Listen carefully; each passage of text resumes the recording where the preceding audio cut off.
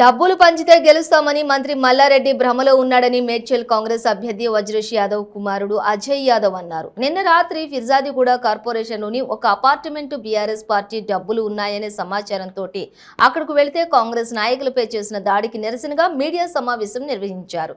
ఈ సమావేశంలోని ఫిర్జాదిగూడ కాంగ్రెస్ పార్టీ అధ్యక్షులు Thungathurthi Ravi, legal cell అధ్యక్షులు ప్రభాకర్, కాంగ్రెస్ నాయకులు పాల్గొన్నారు. అయితే రాష్ట్ర ప్రభుత్వం నుండి జంట మున్సిపాలిటీలకు మల్లారెడ్డి ఎలాంటి నిధులు కూడా రాకపోగా అభివృద్ధి అంటూ మోసం చేస్తున్నాడని తెలిపారు.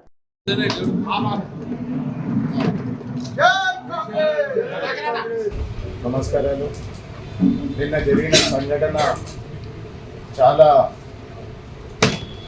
విచారకరమైన సంఘటన. ఎంత దౌర్జన్యం అంటే ఈ ఫీజర్లు కూడా మేడ్చల్ కాన్స్టిట్యున్సీలో ఎక్కడ లేని విధంగా ఈ ఫీజర్ కూడా మీద పడి వాళ్ళ కోడలు, వాళ్ళ కొడుకు, మేయరు, డిప్యూటీ మేయరు, అలాగే మంత్రి మల్లారెడ్డి గారు, మేము 3 గంటలకి కంప్లైంట్ రాధిక గారికి. అందరికీ నమస్కారం. మేము ఆల్రెడీ వెళ్ళి బయటికి వచ్చేసాము. బయటికి వచ్చినాక దౌర్జన్యంగా అందరి మీద దాడి చేశారు. ఆల్రెడీ నాకు చేయబట్టి లారీ మేరు ఫుల్లుగా దాడి వచ్చారనమాట. ఫుల్లు ఇక మమ్మల్ని అందరినీ బాగా కొట్టి అరిశాను కదా. ఈ ప్రెస్ మీట్కి విచ్చేసిన మన ప్రింట్ అండ్ ఎలక్ట్రానిక్ మీడియా వాళ్ళందరికీ పేరు పేరు నమస్కారాలు. నిన్న ఏదైతే ఏబీ కన్స్ట్రక్షన్లో జరిగిన సంఘటన ఉందో, మా ఫిర్జాదిగూడ మున్సిపల్ కార్పొరేషన్ కార్యకర్తలు, నాయకులు అందరూ కలిసి 3 గంటలకి ఎలక్షన్ ఆఫీసర్ గారికి ఇక్కడ డబ్బులు ఉన్నాయని చెప్పి సమాచారం ఇవ్వడం జరిగింది.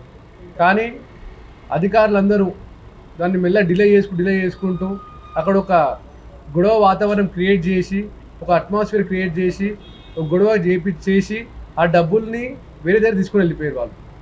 అరే, మేము ఎలక్షన్ కమిషన్ వాళ్ళకి అలానే ఆర్డీఓ గారికి కాల్ చేసి ఇక్కడ డబ్బులు రండి అని చెప్పడం జరిగింది. అయినా వాళ్ళు రాకుండా అధికారులు మొత్తం అధికారం ఉన్న వాళ్ళకి సపోర్ట్ చేస్తారు. కానీ ప్రజలు మా వైపు ఉన్నారు.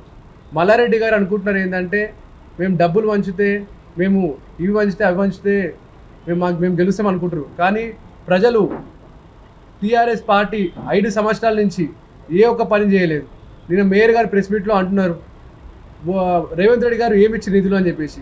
రేవంత్ రెడ్డి గారు వదిలేసి ఈడ స్వయాన మంత్రి మల్లారెడ్డి గారు ఫిర్యాదు కూడా ₹1 ఇచ్చిండా మా బోడుప్పల్ మున్సిపల్ కార్పొరేషన్కి మరియు